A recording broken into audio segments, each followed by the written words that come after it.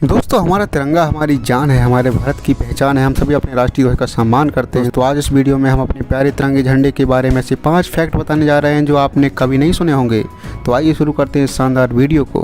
Fact number 1, देश में flag code of India यानी भारतीय ध्वज संहिता नाम का एक कानून है जिसमें तिरंगे के फहराने के कुछ नियम और कायदे निर्धारित किए गए हैं। यदि कोई शख्स ध्वज संहिता के तहत गलत तरीके से तिरंगा फहराने का दोषी पाया जाता है तो उसे 3 साल तक की जेल भी हो सकती है और जुर्माना भी लगाया जा सकता है या फिर दोनों भी हो सकते हैं। इसलिए हमेशा अपने राष्ट्रीय ध्वज को ध्वज संहिता के नियमों के अनुसार ही फहराएं, नहीं तो आप मुश्किल में पड़ सकते हैं। दोस्तों, अब आते हैं फैक्ट नंबर 2 पर। तिरंगा हमेशा कॉटन, सिल्क या फिर खादी का ही बना होना चाहिए। प्लास्टिक का झंडा बनाने के लिए मना किया गया है। जी हाँ दोस्तों, आप प्लास्टिक का झंडा नहीं बना सकते, लेकिन इस रूल की भारत में खुलेआम अवहेलना होती है क्योंकि आपने देखा होगा कि बहुत से लोग बाइक पर तिरंगे का स्टिकर लगाते हैं जो प्लास्टिक से बना होता है। और आपने ये भी देखा होगा कि कारों और टेबलों पर भी प्लास्टिक के छोटे छोटे झंडे लगे रहते हैं।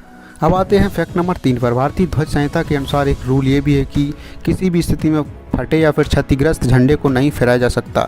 तिरंगे झंडे का पूर्ण और सही होना बेहद जरूरी है। आप कभी भी कटे और फटे झंडे को फहराने की कोशिश ना करें। अगर आप ऐसा करते हैं तो आप राष्ट्रीय ध्वज का अपमान कर रहे हैं।